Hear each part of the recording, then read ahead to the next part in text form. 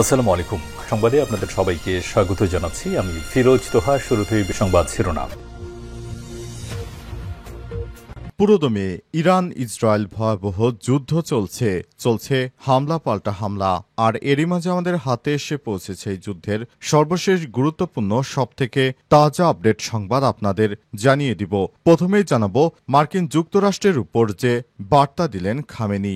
আলহামদুলিল্লাহ, ইহুদিবাদী ইসরায়েলকে হারিয়ে দিয়ে যুক্তরাষ্ট্রের শিং ভেঙে দিয়ে এবার নতুন বার্তা দিয়েছেন খামেনি। তিনি পুরো বিশ্ববাসীকে এক হয়ে ইহুদিবাদী ইসরায়েল ও যুক্তরাষ্ট্রের আগ্রাসনকে প্রতিহত করার ঘোষণা দিয়েছেন।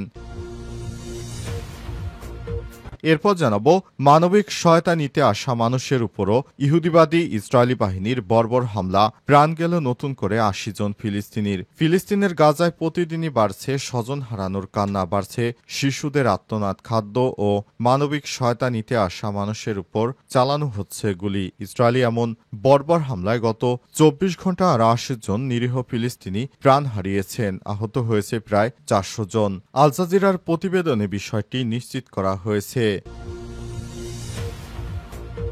এদিকে ইরানের পারমাণবিক স্থাপনা গুরুতরভাবে ক্ষতিগ্রস্ত হয়েছে বললেন সিআইএ প্রধান।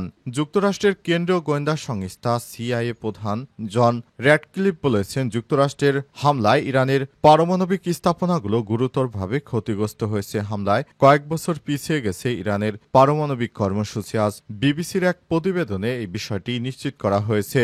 তবে এর আগে যুক্তরাষ্ট্রের গোয়েন্দারা যে তথ্য দিয়েছে তার সঙ্গে উনার বক্তব্য সম্পূর্ণ সাংঘর্ষিক। জানাবো কেনিয়ায় সরকার বিরোধী বিক্ষোভ, পুলিশ ও বিক্ষোভকারীদের ব্যাপক সংঘর্ষ, নিহত ১৬। গত বছরের সরকার বিরোধী আন্দোলনে ১ বছর পূর্তি উপলক্ষে রাজধানী নাইরোবি সহ দেশজুড়ে বিভিন্ন স্থানে রাস্তায় নামেন আফ্রিকার দেশ কেনিয়ার হাজার হাজার মানুষ। এরপর বিক্ষোভ রূপ নেয় রক্তক্ষয়ী সংঘর্ষে। পুলিশের সঙ্গে ব্যাপক সংঘর্ষে ১৬ জন নিহতের খবর পাওয়া গেছে। আল জাজিরার প্রতিবেদনে বলা হয়েছে, অ্যামনেস্টি ইন্টারন্যাশনাল এবং কেনিয়ায় জাতীয় মানবাধিকার কমিশনের তথ্য অনুযায়ী কমপক্ষে ১৬ জন নিহতের পাশাপাশি ৪০০ জন আহত হয়েছে। এরই মধ্যে অনেকের অবস্থা আশঙ্কাজনক।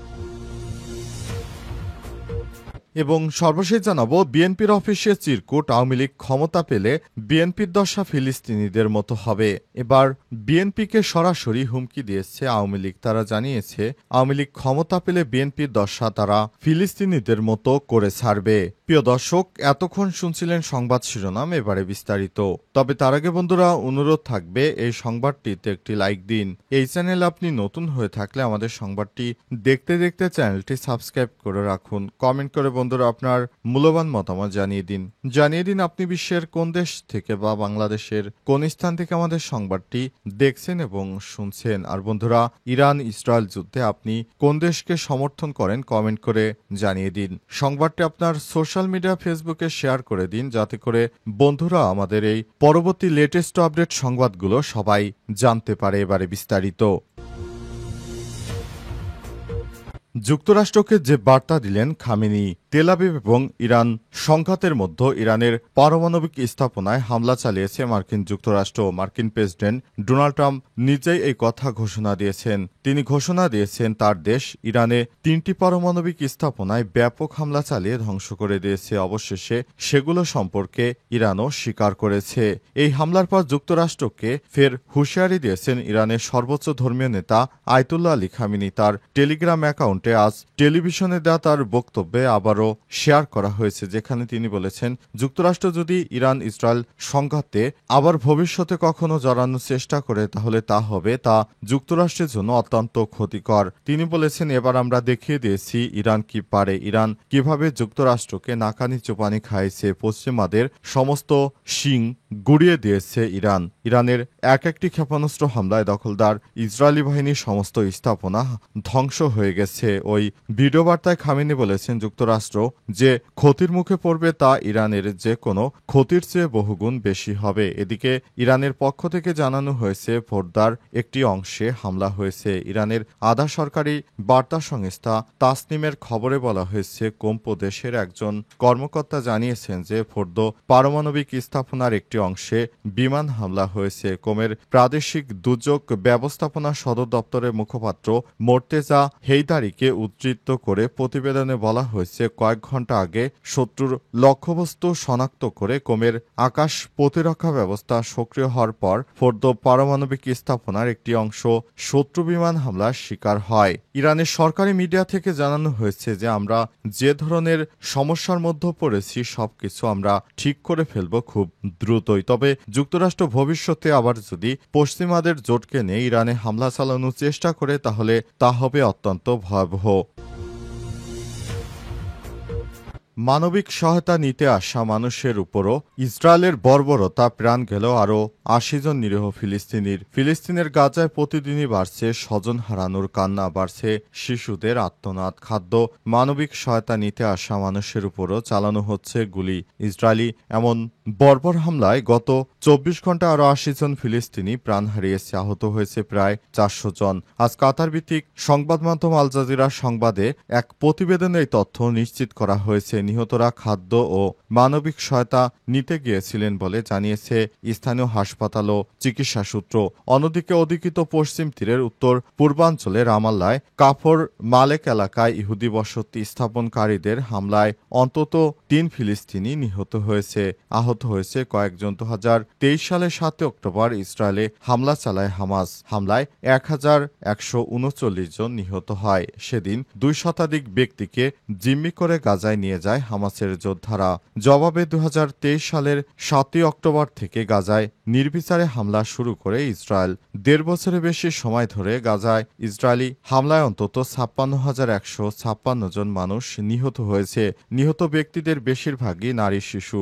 আহত হয়েছে ১,৩২,০০০-এর বেশি নিরীহ মানুষ। ইরানের পারমাণবিক স্থাপনা গুরুতরভাবে ক্ষতিগ্রস্ত হয়েছে বললেন সিআইএ প্রধান। যুক্তরাষ্ট্রের কেন্দ্রীয় গোয়েন্দা সংস্থা সিআইএ প্রধান জন র্যাটক্লিফ বলেছেন, যুক্তরাষ্ট্রের হামলায় ইরানের পারমাণবিক স্থাপনাগুলো গুরুতর ক্ষতিগ্রস্ত হয়েছে। হামলার কারণে কয়েক বছর পিছিয়ে গেছে ইরানের পারমাণবিক কর্মসূচি। আজ এক বিবিসির প্রতিবেদনে জানিয়েছেন তিনি। মার্কিন এই শীর্ষ গোয়েন্দা কর্মকর্তার বক্তব্য সম্প্রতি ফাঁস হওয়া গোয়েন্দা প্রতিবেদনের সঙ্গে সাংঘর্ষিক। এই গোয়েন্দা প্রতিবেদনে হামলার প্রভাবকে হালকা ক্ষয়ক্ষতি হিসেবে উপস্থাপন করা হয়েছিল, যদিও এরপর ট্রাম্প ক্ষুব্ধ হয়ে বলেছিলেন ওই গোয়েন্দা প্রতিবেদনে হামলার প্রভাবকে হালকা ক্ষয়ক্ষতি হিসেবে উপস্থাপন করা হয়েছে। যদিও ট্রাম্প ক্ষুব্ধ হয়ে বলেছিলেন ফাঁস হওয়া ওই তথ্য ভুয়া। তবে সর্বশেষ সিআইএর পরিচালক আর জন র্যাটক্লিফ বিষয়টি পরিষ্কার করে বলেছেন, গুরুত্বপূর্ণ স্থাপনাগুলো ধ্বংস হয়েছে, তবে ইরানের পারমাণবিক কর্মসূচি সম্পূর্ণরূপে নিশ্চিহ্ন হয়েছে এমনটি তিনি সরাসরি বলেননি।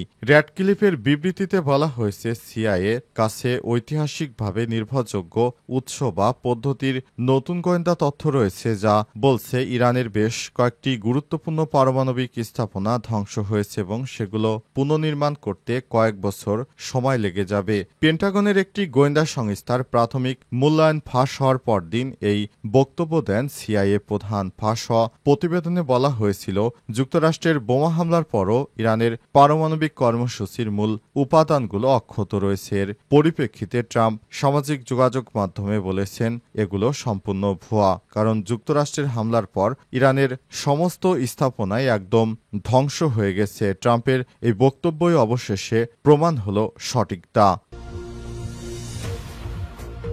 বিএনপির অফিসে চিরকুট, আওয়ামী লীগ ক্ষমতা পেলে ফিলিস্তিনের মতো হবে। মেহেরপুরের গাংনী উপজেলার নওদা মঠপুরা গ্রামে স্থানীয় বিএনপির অফিসের সামনে দুটি বোমা সদৃশ বস্তু উদ্ধার করা হয়েছে।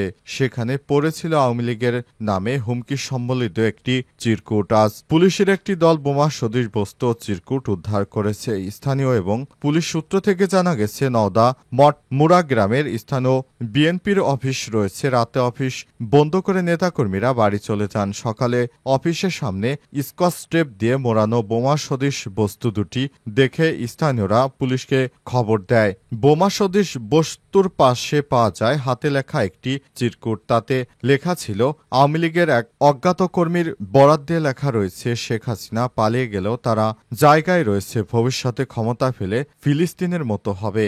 গাংনী থানার ভারপ্রাপ্ত কর্মকর্তা ওসি বানী ইসরায়েল জানান, বোমা সদৃশ বস্তু দুটি পানি বালু ভর্তি পাত্রে রেখে প্রাথমিক নিষ্ক্রিয় করা হয়েছে। এই ঘটনার পেছনে কারা জড়িত রয়েছে তা তদন্ত করা হচ্ছে।